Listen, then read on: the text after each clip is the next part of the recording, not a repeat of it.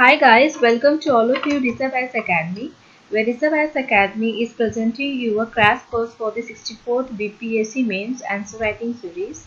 And in this video, we'll start with the art and culture. Friends, हम लोग इस video में हिंदी में सारे डिस्कशंस करेंगे. Okay, so let's start our discussions. So the first question is bring out the silent features of the Patna Kalam paintings. It means हम लोग को इसमें silent features बताने पटना कलाम paintings के. तो कभी भी हम लोग कोई भी आंसर राइटिंग स्टार्ट करते हैं, सबसे पहले हम लोग को उसमें एक इंट्रोडक्शन देना पड़ता है. ओके, स्टार्टिंग कोई भी क्वेश्चन में तो हम लोग पहले इंट्रोडक्शन देंगे. जो मुगल एम्पायर ऑफ इंडिया थे, उनका इन्फ्लुएंस था आपका social, cultural, political and economic life style Indians में. ओके, और जो ये सारे स्टाइल थे, इसका इफेक्ट आप देख सकते हो. जो आर्ट एंड आर्किटेक्चर है हमारी कंट्री में, जो आप आर्ट एंड आर्किटेक्चर देखोगे उसमें ये सारे चीज़ के स्टाइल आप देख सकते हो. ओके, और जो मुगल स्टाइल ऑफ पेंटिंग था, ये आपका ब्राइटेस्ट फ्यूचर कब हुआ था? जब आपकी जो Jahangir era, during the Jahangir era में. और जब ये जहांगीर एरा का जो पीरियड चल रहा था, उसको हम लोग कहते हैं golden era of Mughal paintings.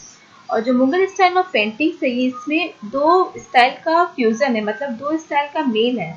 और दो स्टाइल कौन से हैं? वो पर्सन स्टाइल है और दूसरा आपका इंडियन ट्रेडिशनल स्टाइल. और ये दोनों मिलकर एक डिस्टिंक्ट, मतलब एक अलग आइडेंटिटी बनाए, जिसको हम लोग कहते हैं पटना कलाम पेंटिंग्स. ओके, और इस पेंटिंग्स में आप इन्फ्लुएंस देखोगे मेनली मुगल पेंटिंग्स के.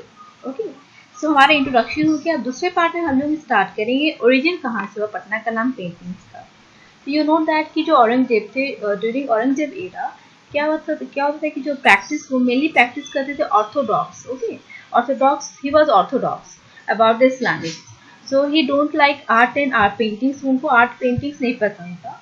तो जिसके चलते जो भी वहाँ के पेंटर्स थे, हिंदू पेंटर्स जो थे, वो माइग्रेट करने लगे पटना के टूवर्ड्स. ओके, और उन्होंने वहाँ पे अपना सेल्टर लिया और वहाँ पे उन्होंने फाउंड किया पटना कलाम. ओके, और पटना कलाम को हम लोग पटना कलाम पेंटिंग्स भी कहते हैं और कंपनी पेंटिंग्स भी कहते हैं. और ये आपका जो डेवलप हुआ था, ये आपका 18th सेंचुरी से 20th सेंचुरी के बीच में ये आपका डेवलप हुआ था, ये जो पेंटिंग था. ओके, और ये मेनली डेवलप हुआ था पटना के अराउंड में. यहाँ तक हमारा ओरिजिन हो गया.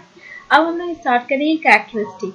उन्होंने जो क्वेश्चन का डिमांड था वो था what are the silent features of the Patna Kalam painting. Okay, तो इसमें हम स्टार्ट करेंगे what are the characteristic of Patna Kalam painting. तो पहला पॉइंट ये है कि जो पेंटिंग था, इसे मिनिएचर कैटेगरी था. मतलब जो पिक्चर को ड्रॉ किया गया था वो छोटे फॉर्मेट में था. जैसे हम उस पिक्चर को पेपर में ड्रॉ करते थे.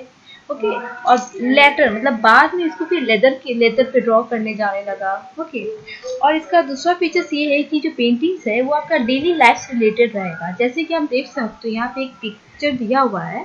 यहाँ पे जो ये मैन है, वो जो इनका डेली लाइफ है उससे रिलेटेड ये पिक को ड्रॉ करते थे. ओके, ना इसका तीसरा फीचर्स ये है कि हाँ, जैसे हम लोग अभी जिस बात की है कि डेली लाइफ से रिलेटेड, जैसे डेली लेबर होते थे या जो मछली को बेचते थे, तो ये सारे पेंटिंग से रिलेटेड ये ड्रॉ करते थे. ये सारा इनका सब्जेक्ट होता था जो अधिकतर इस पेंटिंग पे डोमिनेट करता था. ओके, फिर आपका चौथा पॉइंट है जैसे कि हॉर्स कार्ट. मतलब आप पहले पिक्चर में देख सकते हैं, यहाँ पे जो हॉर्स कार्ट है वो हो रहा है.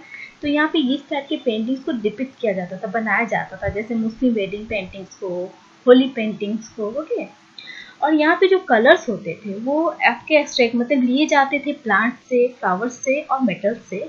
और जो कलर्स होते थे वो आप देख सकते हो लाइट कलर स्केचेस होते थे. ठीक है, और ये मेनली जो पेंटिंग्स होते थे वो आपके दिनचर्या मतलब डेली लाइफ से जो रिलेटेड होते थे उनसे उसको रिप्रेजेंट करते थे. ठीक है, और जो यहाँ पे इस पेंटिंग्स को आप देख सकते हो, जो बैकग्राउंड है. ओके, ये बैकग्राउंड क्या है? बहुत ही सिंपल है. तो बैकग्राउंड को कुछ पेंट नहीं करते थे, इट्स लाइक प्लेन रहता था वो. और यहाँ पे एक सॉलिड फॉर्म मतलब एक पीला है तो डायरेक्ट येलो कलर, तो येलो कलर में ये पूरा पैटर्स में. ओके, एंड जो पेंटिंग्स थे ये स्ट्रेट वे थे, मतलब डायरेक्ट यहाँ पेंसिल से स्केच नहीं किया जाता, डायरेक्ट वो ब्रश अप्लाई करते थे. और इस पेंटिंग फॉर्मेट को कहते थे कजली स्याही. ओके, कजली स्याही. So this all are in Patna Kalam paintings. And या this is also Patna Kalam paintings. इसके एक डायग्राम है, यहाँ भी आप बैकग्राउंड को देख सकते हैं, एकदम सिंपल और प्लेन फॉर्मेट में है. Okay, so thank you friends, and soon we will come with the next videos of art and culture. Okay, so thank you friends and all the best.